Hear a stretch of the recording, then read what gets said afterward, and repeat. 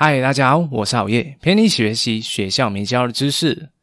We are what we repeatedly do. Excellent then is not an act, but a habit. 亚里士多德。我们就是自身重复行为的结果，所以卓越不是一种行为，而是一种习惯。这是我最喜欢的格言，也是让我不断的突破自己，从一个贫穷的家庭不断的挑战自己，到现在拥有自己的自媒体，用知识来启发更多人的原因。今天要和大家分享的这本繁体新书高成效习惯，就会和大家解释到，在同样的起跑线下，为什么有些人能够出类拔萃，不断的突破自己，有些人总是在固步自封，封闭自己各种发展的可能性。其中的关键就在于有没有拥有高成效的习惯。本书作者布兰登·布夏德是世界著名的高绩效教练，被美国奥普拉杂志和成功杂志评选为最具影响力的领导人物之一。他的影片在网络上至今已经被观看超过1亿次，有超过160万的观众报读过他的线上课程。现今布兰登是高成效研究所的执行长，经常受邀到不同的国家进行演讲和讲座。他服务过的顾客包括了美国前总统奥普拉、格莱美奖歌手、奥运选手、财富500大企业的高阶主管、美军特种部队以及待在家的一般父母。在这本书里面总共分享了6个高成效习惯，而今天呢，我将和大家分享其中3个所给我带来的启发和改变。事不宜迟，我们马上来开始。第一，追求清晰。当你不知道自己要什么，想要成为一个怎样的人的时候，我们就会开始对生活失去掌控感，随波逐流，并且无时无刻的感到焦虑。就像是当我在开始读大学的时候，就特别的迷茫。读的本科也不是真的我想要读的，只是刚好当时候觉得运营管理这个科系看起来很像不错，所以就选上了。所以在进入之后呢，也浑浑噩噩，不晓得要做什么。还有一直有在吸收有关于个人成长的知识，最后才发现到目标的重要性。然后呢，我就在思考自己想要成为一个怎样的人。有谁是我非常欣赏的对象，例如 Elon Musk、Tim Ferriss， 还有一个我非常喜欢的频道 Practical Psychology。 在他们身上有什么特质是我特别喜欢的？ Elon Musk 的影响力、思考力， Tim Ferriss 的自主心腹理念， Practical Psychology 启发别人的能力。所以那时候我心里面就很清楚，自己毕业后想要成为一个企业家，踏入心腹的行列，创建可以影响更多人的产品和服务。同时我也开始知道了自己现阶段需要培养的能力和做的事情是什么。于是我在大学充满了方向感，比如非常用心的学习，因为我想要免掉学贷。期间我也开始筹备一些活动和做一些小生意，开始培养自己的领导和经商的能力。所以在毕业之后，我工作不到半年就自己创业了，一直都在朝着自己的方向前进。这就是作者布兰登建议我们养成的第一个高成效习惯，追求清晰。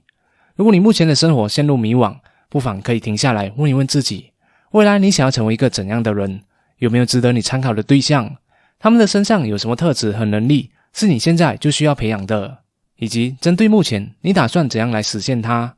当你对自己未来的愿景越清晰的时候，就会越知道自己当下该做些什么事情，而不会感到迷惘，每天都过得浑浑噩噩。第二，激发活力。以前的我总是觉得自己很倒霉，很多不幸的事情总是会发生在我的身上。6岁的时候被摩托车撞，10岁的时候原本就很穷的木屋被大火烧掉，中2的时候和人家打架，结果被投爆。然后呢，因为性格比较内向，所以经常会被朋友霸凌。但我知道无论再怎么抱怨，对自己的生活一点帮助都没有。从大学起，我就特别喜欢阅读有关于个人成长的文章和书籍。后来学到了一个带我慢慢积累能量和幸运的神奇法则，让我慢慢积累了各种想要得到的特质和好运。它叫做自我肯定宣言。方法是这样的，拿出一张纸，用我很，又或者是我是个的人，写下10个你想要拥有的特质或是能力。比如我很自律，我很有自信，我是一个有吸引力的人，我很有说服力，我很有影响力，我很幸运等等，10个你想要拥有的特质。这10个自我肯定宣言我每天都会练习，每次都会重复说上3到5遍，然后在跑步在开车的时候也会进行这一个练习。一直到现在，随着时间的过去，我的确看到了非常明显的效果。这是因为我相信了自己可以拥有这些特质，让我做任何事情也变得更加的有自信，慢慢的就拥有了原本没有但又很想要的特质，最终推动了目标的达成。布兰登在激发活力这个习惯当中也提醒我们要设定意图。当我每天在做自我肯定宣言的时候，其实就是在赋予自己能量，也给自己的潜意识聚焦这一些特质。第3，发展影响力。一个人可以走得很快，一群人可以走得很远。所以高成效的人不是只会管好自己，高效的完成任务而已，更懂得去影响别人，带领别人一起成长，完成更加伟大的愿景。要做到这一点，就要发挥自己的影响力。5年前，一个我非常喜欢的频道 Practical Psychology 在解说个人成长和说书影片的时候，说了一句话，深深的启发了我。 Produce rather than consume， 比起消费，倒不如来创造。这句话让我开启了自己的个人成长频道，开始把自己学到的知识转变成自己喜欢有趣的动画方式，在影响更多人的同时，也提醒自己不要忘记。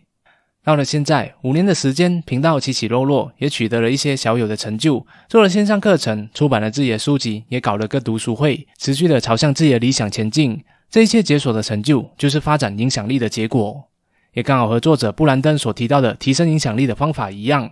1. 教导他人如何思考，就像是我经常在分享有启发性的知识一样，就比如这一支影片。2. 挑战他们突破舒适区，每次在影片的结尾，我都会给大家输送一些鸡汤来挑战做出改变。3. 成为他人的榜样，希望我白手起家努力的故事，也可以成为各位出身不济、不愿意向命运低头的孩子的榜样，努力朝向自己的目标前进。这3个方法，就算你不是做媒体频道的，在任何场合都可以用得上。比如工作上，在带领新加入的菜鸟或是下属的时候，进行亲子活动的时候，甚至是参与社区的时候也是一样。只要你愿意行动，去教导他人思考，挑战他人的舒适区，以及以身作则，成为他人的榜样，那么自身的影响力就会产生了。好了，今天有关高成效习惯的这本书的分享就讲到这里了。我们来回顾一下。首先，习惯是决定一个人未来成就非常重要，并且你可以100%掌控的因素。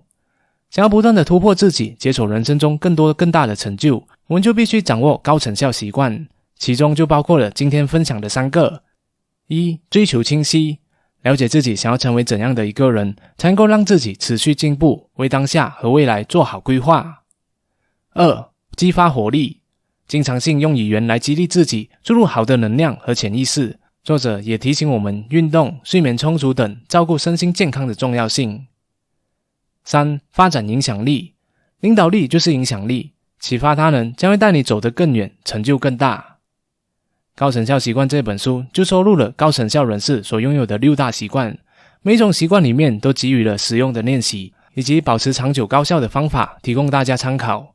这些都是作者培训了许许多多的名人、CEO 和成功人士之后所总结出来的经验。如果你正处在于低潮期、撞墙期，又或者是对自己目前的人生效率还不满意的话，那么这本书就非常值得你一探究竟。好了，今天的好业的说书影片就讲到这里了，希望可以给你带来启发。如果你喜欢我的影片的话，就请你订阅我的频道、点赞和分享，启发更多的人。那如果不喜欢的话，那我再想想看怎样吧。哦对了，也别忘了打开下方的小铃铛，以在影片更新时第一时间获取通知哦。我们下一集再见。